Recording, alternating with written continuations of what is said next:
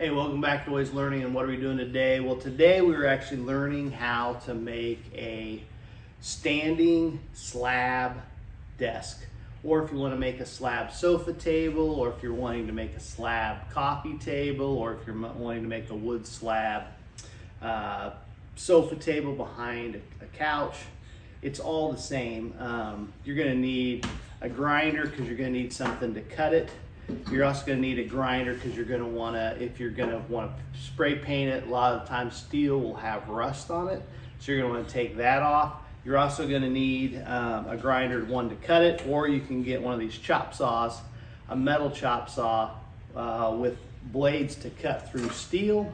And you're going to want to cut it, and then you're just going to want to weld it together, sand it down, smooth out all your welding, all the places you've welded, and then you're going to paint it. I'm going to put a couple of screw holes for screws so I can screw up into the wood, and that's about it. It really just takes a little bit of planning of what kind of metal you want. The steel comes in different widths and shapes and sizes, and you can be as artistic as you want. I'm just going to use a 1x3 piece of steel. It's not very thick. I don't know what it is. I'm not very good at measuring that, but it's fairly thick. The thing you run into is the thinner it is, the easier it is when you're welding to blow through it, meaning to kind of blow through that steel and kind of make it go away. So you want to make sure your cuts are really close so you can run your weld at low voltage as possible. To help keep that heat down so it doesn't blow through the steel. That's about it. So I'll show you how to do it. All right, so anytime you buy steel, it's going to have an oil coating on it to protect it. And then once that oil coating kind of comes off, the next protection is it's going to rust. And so you think, oh, it's rusting. But once that rust kind of gets coated on the outside, it stops rusting. The inside stops rusting, so the inside's protected, so the structure's protected. So you're gonna have to sand it off. You can either sand it off as you go, but I always get impatient and I'll go ahead and weld it, and then I gotta sand it later, and it doesn't work that way. So I'm gonna sand most of it ahead of time. And I found these little wheels work pretty well for just knocking it off quickly without kind of leaving a texture to the steel. This is a 60 grit, but you can get it in different grits, and it works pretty well for cleaning up your slab too, to be honest with you, the live edges.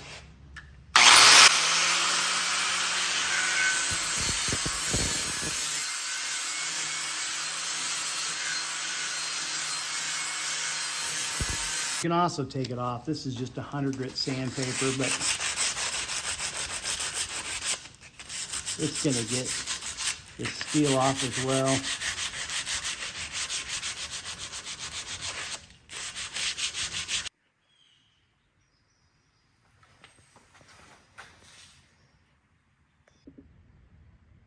All right, so now that I've got it cleaned, I'm gonna cut it, and I found 15 is what I'm gonna make the bottom of the stand. It's about 20 feet across of what my top of my desk is gonna be.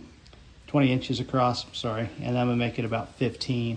And then I'm gonna 45 the ends so that they line up nice, and then that's about it. I'm gonna make it about 42 inches tall. So I'm just gonna cut these 15 inches across, and to do that, got this little speed square. I'm just gonna rip it to here, come across at the 15 mark, and then simply mark it with my chalk and leave the line.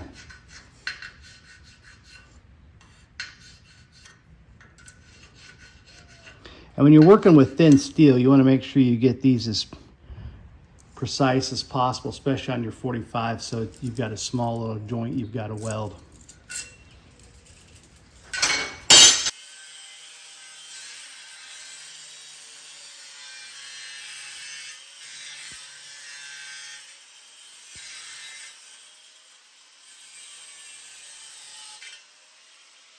You got it cut to length. I'm just going to take this speed square, line this up, come in a little bit, get it nice and flush against there, and then I'm going to draw my chalk line where I'm going to 45 it.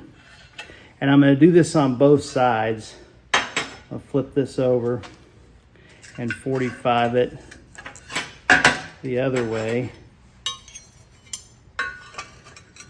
so that I like to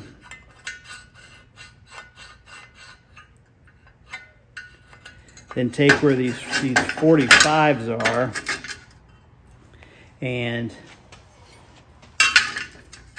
then come across and mark this. And if you're when you're cutting it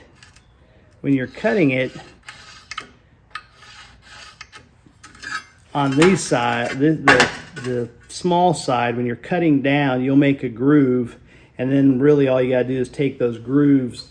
If you're following me, you'll have a groove kind of sticking out here and a groove you've cut here like a little channel, and then you simply re-chalk it, or this line should be here, and then come back and zip it, and you're done. So, but anyway, when you're working with it, you also want to always clamp your tools down. It goes without saying, however you're going to cut it. So I'll clamp this down and we'll get after it.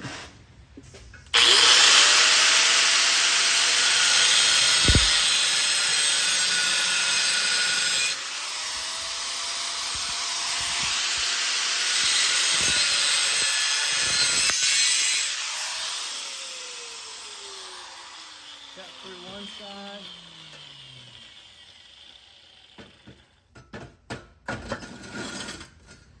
Flip it over. Cut through the other side.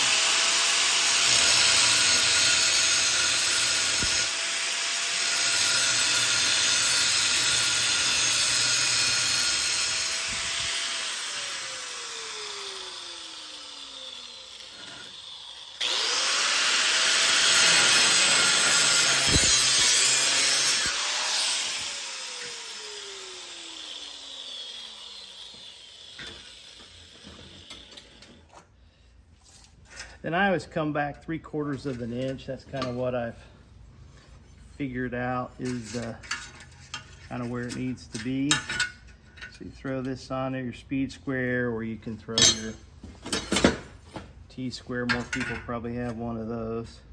Get it lined up with this edge, and then you're going to come back literally just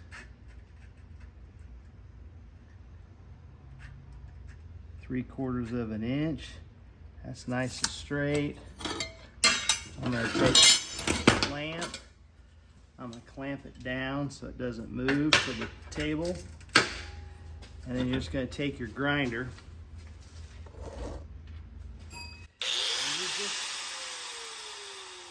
use this as a nice clean edge.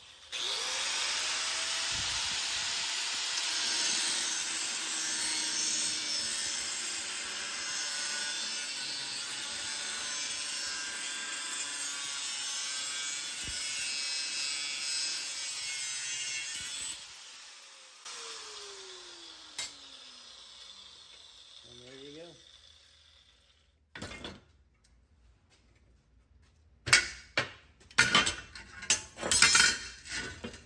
45, ready to be welded. There's the two sides. Not bad, they look pretty mirrored. We haven't finished them up.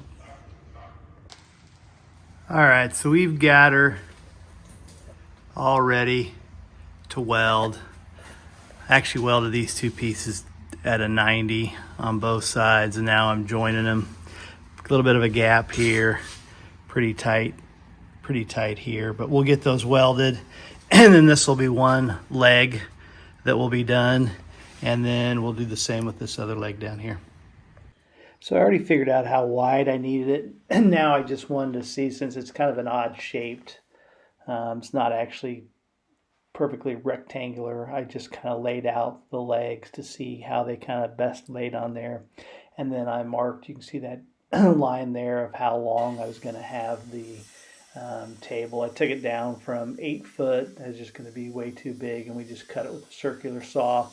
And then it didn't go all the way through. It's pretty thick. It's like a 3-inch table, and my saw is only, I don't know, 2 3/4. So then I just, Craig and I just had Craig take a hand saw and saw through the rest of it. But after that, it went pretty easy. Then before we attach the supports to the legs, I'm going to attach the supports to the actual slab. And so to do that, I took a hole saw and I'm cutting through one side of the steel tubing, which will give me access on the underneath side to be able to put a socket set up there and to put the lag screw through the other side of the tubing, so it'll be really secure. And I probably went overkill, but I did a couple of holes in each of the legs, and then I did 2 of them in the underneath support piece. So it's pretty simple. You just get a hole saw, cut them where you want it, and then once you have that hole through there, then you take another drill and drill the size of your lag screw that's going to go through there. That way the lag screw will go through the drill hole, the smaller drill hole on the other part of the piece, but the lag head and washer will hold it tight. But it'll still give you access to get through there. You're not going to see them anyway, so it really doesn't matter. So then after we got the holes drilled, Craig just put the final touches on getting the support pieces attached to the leg, so it's all one big piece. And you can see here, this is what it looks like before it actually has the wood slab on the top of it, but it's easier to see where the holes are so you can get them up to there. So now that the base is roughed in, the metal part of the base is roughed in, now comes the part of actually working the slab. And I would probably, if I had to do it again, it's pretty wide, but if you can find somebody that's got a planer, I would probably have ran it through the planer, but I didn't do that. Some people will use a router, like a router box, and they'll smooth it. I just used an industrial size belt sander. Started with 40 and then 60 and then 80, just kind of like you would finishing a hardwood floor.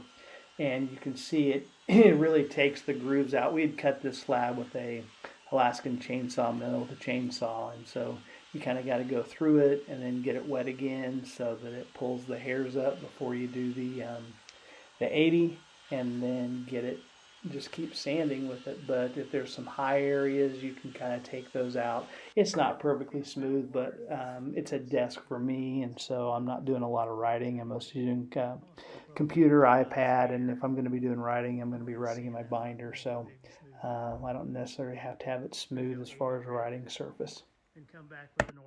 Sanding's the worst part. Now I'm going to take an orbital sander, come in and do the top one more time just to get it nice and smooth for the polyurethane. And then I'm going to do the sides as well. I used a grinder with that fan sand blade on it to get a lot of the big chunks of the bark off. But you can use this little orbital hand sander to kind of get most of that live edge, any kind of remaining pieces of bark off, and get it finished up, ready for the poly.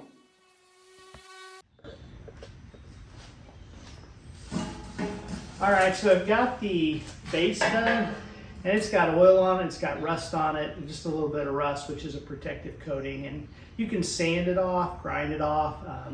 I'm going to paint it, so I want more of a smooth surface, so I'm just taking an old t-shirt, liberally applying this low mineral oil, and then simply wiping it down. And it's taken the mild rust off, and it's taken the oil off, so it'll be ready to paint.